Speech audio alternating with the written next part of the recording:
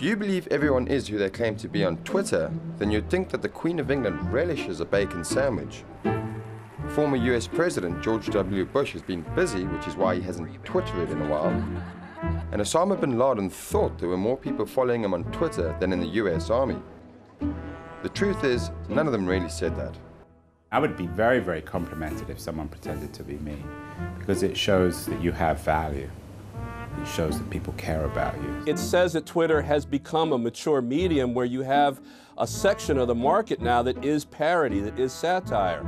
And it was satire that really brought home the impact of Twitter for high-profile American politician Rahm Emanuel. It really came to my attention when a number of people emailed and or called and said, "You gotta be, what are you doing?" And I said, "What do you mean, what am I doing?" Last year, Emanuel left his job as President Obama's chief of staff to campaign in Chicago's mayoral elections.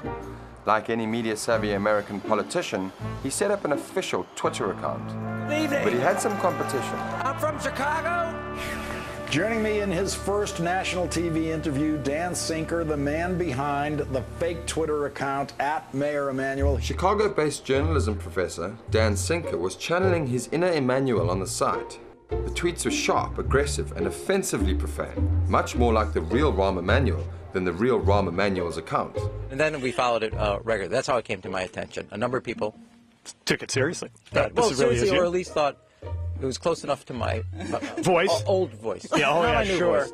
People were more entertained by the fake one, the real account. It's just boilerplate stuff, like, oh, Rahm Emanuel is going to be appearing here in the city. Whereas the fake account was just like an angry jerk, which you kind of, like, you know, you kind of expect Rahm Emanuel to be. To use the media to destroy someone who you don't like, I think that's wrong. Whereas with someone like Rahm Emanuel, well, many times he has expressed my sentiments exactly. You're having fun with a caricature of who he really is, and I'm sure he's not that bothered. Politicians may be easy targets for Twitter comics, but they're by no means the only ones falling victim to this growing trend. Darth Vader has a fake Twitter account. Michael Jackson tweets from beyond the grave. And those of you looking for a satirical slant on real news, someone's pretending to be that right-wing American news agency. I think in general, fake Twitter accounts, the ones that get recognized or the ones that get big because they have a voice or they have something that rings true to people. The best Twitter accounts have an element of humor. In 140 characters, it brings out people's best. It forces you to be concise. In contrast, say, to blogs where people go on and on and on and become more and more boring. At least on Twitter, if you're boring, you're limited to 140 characters. Twitter impersonators aren't just playing the new medium for laughs.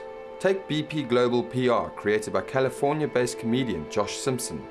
He said he set up the account to counterspin the petroleum giant's media double talk over last year's oil spill in the Gulf of Mexico. I think the environmental impact of this disaster is likely to have been very, very modest. It had been a month, and you know, we were all watching that footage every day of the oil spewing into the ocean, and BP were saying that it was 5,000 gallons a day, and my knowledge of a milk carton, there's enough for me to know that that was not 5,000 gallons a day.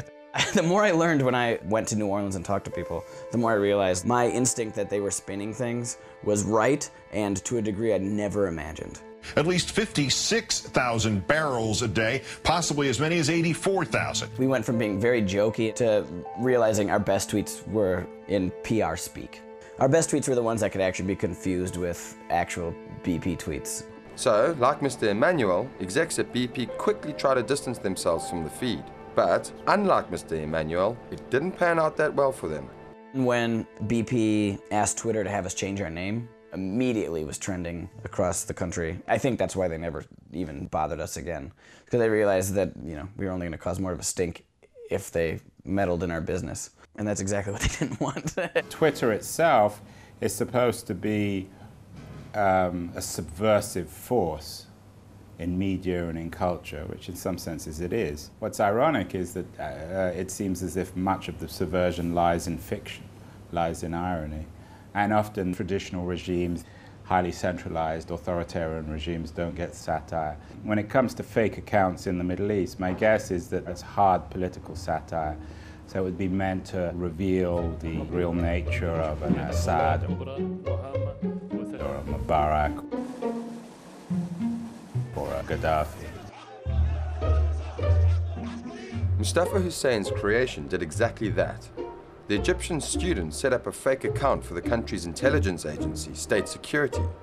He said he did it as a joke, but it turned out to have quite a chilling effect. The interesting thing about Twitter is that when you're followed by someone, it sends you an email saying X is following you now on Twitter. Basically, people receive this email, State Security is now following you on Twitter. And you get an email back at State Security, you're going to be scared.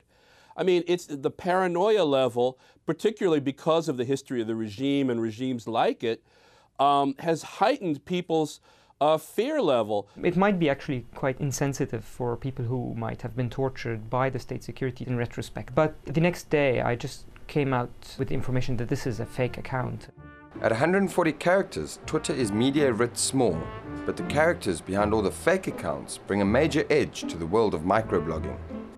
I actually think that the fake accounts add to the value of Twitter. It shows that you can have a lot of fun. I think the danger of Twitter is we take it too seriously, because it's a 140 character public instant messaging platform, which is taken off. That's all it is. Spin in our media and in our culture gets a voice. And it's, to me, just totally unacceptable. And I think with Twitter, you know, you can kind of cut through the BS in a way. Because it's a lot easier to say what you're really thinking when you tweet it as someone else.